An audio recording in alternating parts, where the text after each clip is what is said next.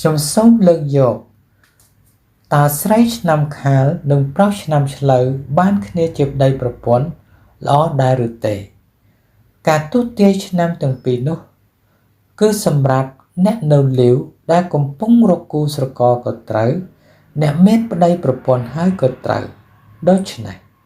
បើឆ្នាំខាលនិងឆ្នាំឆ្លូវបានគ្នាជាប្តីប្រពន្ធល្អមធ្យមអ្នកទាំងពីររស់នៅជាមួយគ្នាស្រឡាញ់គ្នាតែដំបូងចាប់ពីកូនមួយទៅមានការឆ្លោះប្រកែកគ្នាជាញឹកញាប់ហើយក៏បែកគ្នារហូតទៅអ្នកឆ្នាំឆ្លូវធ្វើអ្វីច្រើនតាមក្រោយអ្នកឆ្នាំខាលបើឆ្នាំទាំងពីរនោះបានគ្នាជាប្តីប្រពន្ធហើយរួមសុខរួមទុក្ខជាមួយគ្នាក៏ទទួលបាននៅសំណាង6យ៉ាងនៅក្នុងការរស់នៅជាមួយគ្នាផងដែរសំណាងដែលសំណាងនីមួយៗត្រូវបែងចែកទៅតាមប្រភេទរបស់វាមួយនោះគឺសំណាងទី1ឪពុកក្មេកម្ដាយក្មេកមាន2ប្រភេទប្រភេទទី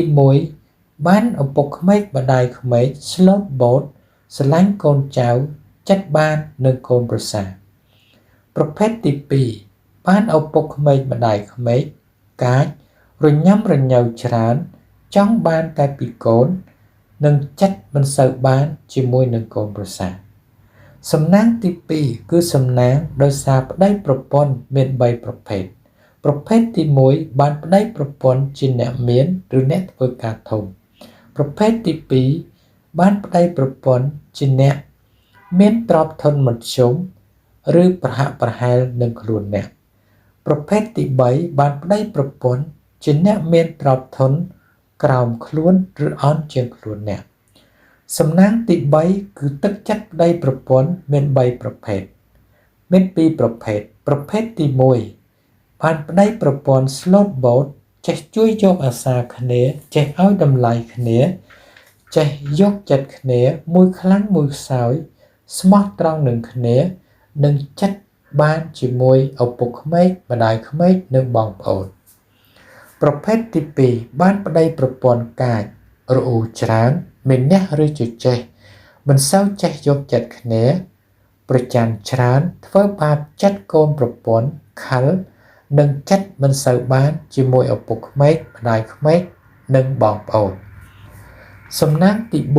4គឺទំនាក់ទំនងមាន3ប្រភេទប្រភេទទី1ពូកែទំនាក់ទំនងដូចជាពូកែយកចិត្តរាក់ទាក់រុះរាយមានប្រជាប្រិយភាពចូលចិត្តរាប់ញាតិស្គាល់អ្នកធំអ្នកតូចច្រើនពូកែនិយាយឬបានវោហារសាស្ត្រនិងមានសេចក្តីក្លាហានប្រភេទទី2ទំនាក់ទំនងមធ្យមដូចជាមានទំនាក់ទំនងល្អជាមួយនឹងអ្នកដទៃតែមិនសូវស្និទ្ធចេះយកចិត្តគេតែមិនសូវស្និទ្ធមានញាតិច្រើនតែមិនសូវមានទំនាក់ទំនងល្អជាមួយគ្នានិងខ្វះសេចក្តីក្លាហានប្រភេទទី3ទំនាក់ទំនងខ្សោយដូចជាមិនខ្វល់ពីការបង្កើតទំនាក់ទំនងល្អជាមួយនឹងអ្នកដទៃសាច់ញាតិនិងខ្វះការទំនាក់ទំនងនិងអំអៀនច្រើនសំណាងទី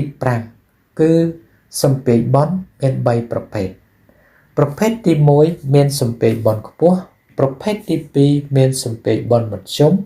និងប្រភេទទី3មានសំពាយបន់ទាបសំណាងទី6គឺសុខភាពពីកំណើតមាន4ប្រភេទប្រភេទទី1បានប្តីប្រពន្ធមានសុខភាពល្អតាំងពីក្មេងរហូតដល់ចាស់ប្រភេទទី2បានប្តីប្រពន្ធឈឺច្រើនតាំងពីក្មេងរហូតដល់ចាស់ប្រភេទទី3បានប្តីប្រពន្ធមានសុខភាពល្អពីក្មេងតែដល់ចាស់មានជំងឺប្រចាំកាយនិងប្រភេទទី4បានប្តីប្រពន្ធឈឺច្រើនពីក្មេងតែដល់ចាស់មានសុខភាពល្អសូមអរគុណ